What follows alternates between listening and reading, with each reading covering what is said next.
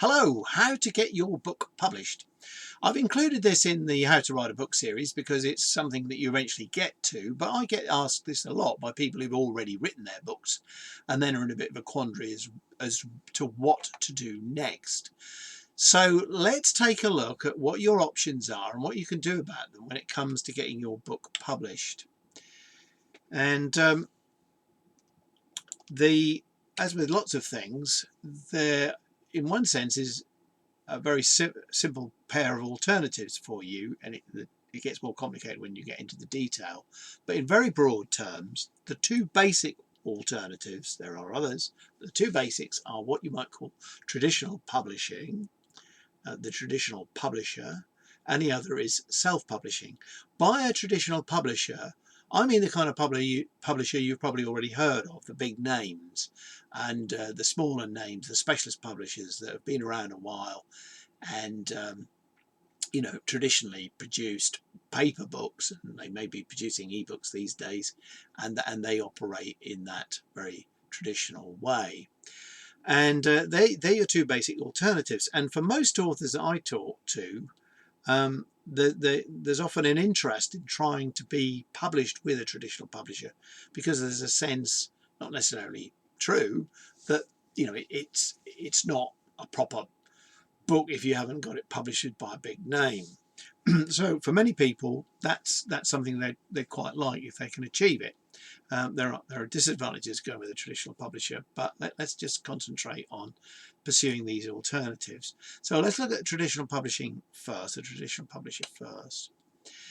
And there's a big misunderstanding, I believe, from a lot of authors or potential published authors about what traditional publishers are all about. Because traditional publishers are commercial concerns and they want to make money, and they make money principally when they manage to publish books that are bestsellers. And they're not really interested in publishing books that aren't bestsellers because they'll end up with a whole load of books sitting on a shelf that they can't sell, which they're paying storage for. So they really only want bestsellers. And if they've got bestsellers, then they need to be very smart at distributing the best-selling books so they get to all the places where somebody might buy them. So traditional publishers tend to be very smart at distribution and quite smart at picking bestsellers. And for that reason, in a sense, they're not really interested in a book that isn't very likely to be a bestseller. And that's one reason why they're not that keen on unpublished authors, because they're an unknown quantity and they want to minimize their risks. But if you really do want to get in with a traditional publisher and you have written a book that is a real wow one and could be a bestseller, how do you do it? How do you go about it? Well, you've got to ask yourself that question. Do you think you have a potential bestseller? And you've got to be very honest with yourself and think about what people have said about your book. So if you think it really has got that potential, and it may well have, then how do you try to get it accepted by a traditional publisher? Well, probably your best bet is to go to a literary agent. And literary agents often have contacts with publishers, sometimes with specific publishers, sometimes they specialize in particular genres. They know how the market works and they can easily increase your chances. Literary agents want to make a reasonable living, so they're interested in selecting authors to be agents for where they think they stand some chance. So you often have to be selected by a literary agent, but that in itself can be a useful exercise because it's getting your book presented and put together in a way that's going to maximize your chances. But how do you find these people? Well, you can always Google it, but there is a publication, an annual called the Writers and Artists Yearbook, which is probably stocked in your local library, but isn't that expensive if you want to buy it.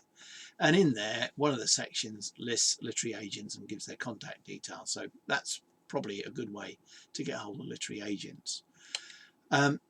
Now, if your book is a niche subject or a niche genre, you might think about trying specialist publishers, which some you could say are traditional, but some are a bit more modern or different, if you like.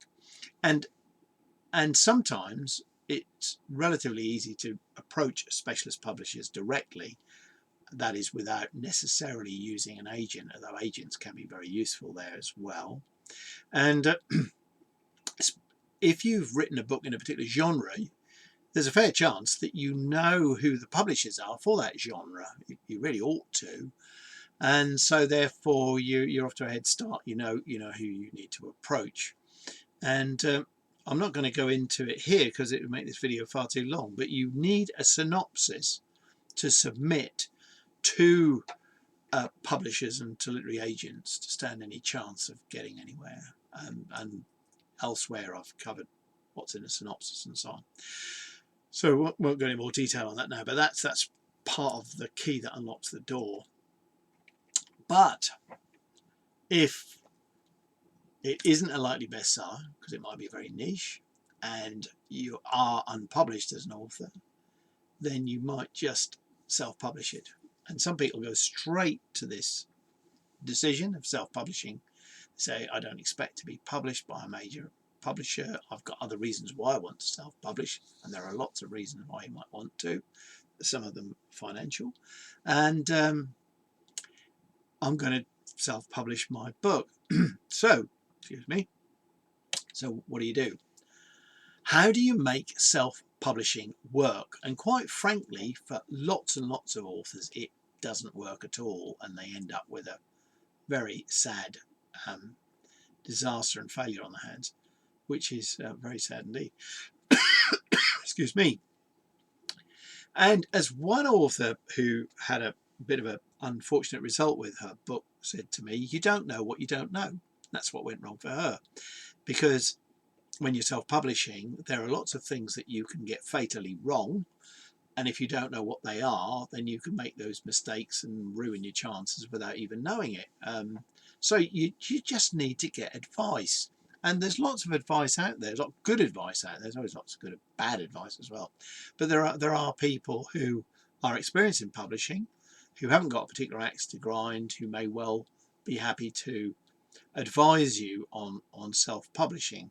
But it is a case of horses for courses, so it's probably not a case of just getting the advice of one person, but getting advice from different people about different things. So let's look at that in a bit more detail.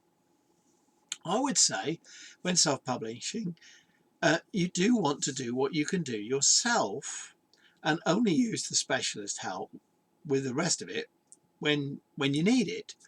Otherwise, you can actually add a lot of costs to doing your self-publishing, and you could also lose control over things that you really want control over. So, for instance, if you are very good at editing, you're very good at checking and correcting your own work, and some people are, then you probably don't need to put quite so much effort into using external resources for that.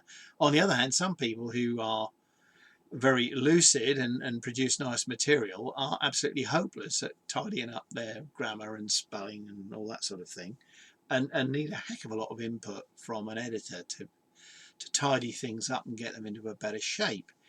You know what your capabilities are, and you know where and when you need help. There's also the technical side of things, technical in terms of formatting documents and that sort of thing, and getting them ready for publication, extending into typesetting and so on, or knowing how to deal with files, formats and images and so on, depending on what you're doing. So if it's something you're not familiar with, you can get specialist help, and that makes a huge difference. So what else? Well, some people see Amazon as a kind of shortcut to self-publishing, because Amazon does offer services to authors to enable self-publishing.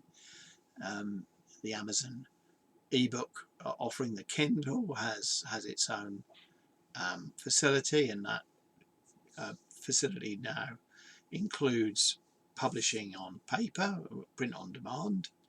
You print as and when you need them, and it all works, and lots of people do it. However, there are limits. Amazon does have its limits, and some of the limits are the result of making it simple. So it isn't a panacea, although it is a shortcut.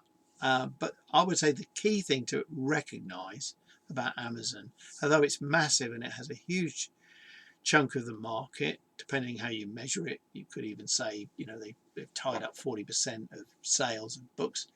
It is only one slice of the pie. You know, there are lots of other people selling books. There's the bookshops that are still around. I know they've been reduced in numbers, but lots of books get bought in bookshops, and lots of books get bought by libraries and so on. So if you throw all your eggs in one basket, the Amazon basket, then you are actually going to deprive yourself of other opportunities. So do think beyond Amazon if you want to self-publish, would be my certainly strong advice. And the other thing is, this is probably the most troublesome thing in all of this presentation, actually, is what I call the vanity publishers. I have people come to see me who have spent, in some cases, thousands of pounds getting their book published because they were flattered into publishing with a publisher that said that they were offering self-publishing, and they were doing no such thing. They took over the whole job, did exactly what they wanted to do, didn't really consult the author very much, and charged excessive fees for what they actually did.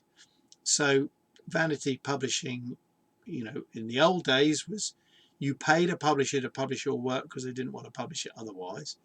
And a lot of these vanity publishers now call themselves self-publishing or self-publishers, or offer self-publishing services, but they're really just charging to publish and making a lot of money out of that, at the author's expense. So self-publishing should not be expensive, and there's no reason why you should have to buy very large numbers of copies of books when you're publishing these days. There's absolutely no reason why you should have to do that. If anybody says you have to go and buy, you know, umpteen hundred or thousand books as part of a self-publishing package, be very, very wary of dealing with them.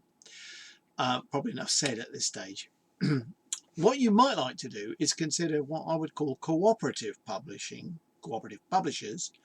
And I declare a real bias here. The Endless Bookcase, which I'm representing, is a cooperative publisher. And what I mean by cooperative publisher is a publisher that works in some ways like a conventional publisher, but does enable authors to get many of the benefits that they would do through self-publishing. In one sense, it's self-publishing plus, or supported self-publishing, or a hybrid between traditional and self-publishing. And many of the authors of the Endless Bookcase regard themselves as self-published authors, although they know they're actually working with a publisher. So there are more options than you probably think there are, and it's well worth exploring. The Endless Bookcase isn't the only cooperative publisher out there. There are a number, but they're very different from the vanity publishers. And the biggest way you can spot the difference is in how much they charge. So, you know, at the Endless Bookcase, you'll pay relatively small fees. You will pay a fee. It's a contribution towards the production costs, but it's nothing like what you pay to a vanity publisher. Well, that really was a bit of an overview, because there are a lot of other questions I know I normally get asked if I go through this. And one of the things I'm starting is to do some Q&A sessions on how to write a book and how to get it published and so on. And if you link up with what we've got, you'll see that, and you follow what we're doing, you'll be able to pick up on those as and when they occur. So that's it for now. That's how to get your book published. I hope you found it useful. Do subscribe if you found it useful. Like it if you would. Click on the bell if you want to be notified of future features on YouTube. And thank you very much for listening and watching, and hope you want to come back another day. Bye for now.